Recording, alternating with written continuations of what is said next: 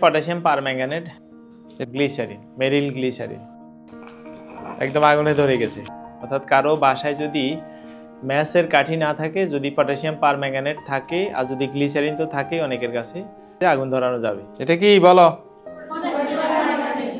এটা আসলে হচ্ছে যে কারো যদি খোসপাসটা হয়, মানে এখন ডাক্তার হচ্ছে যে এগুলা লাগাই দেয় যেখান দিয়ে মানে জীবাণু আক্রমণ করে, মানে একটু কাঠি ছিটি গেলে মানে জীবাণুনাশক হিসেবে ব্যবহার করা হয়।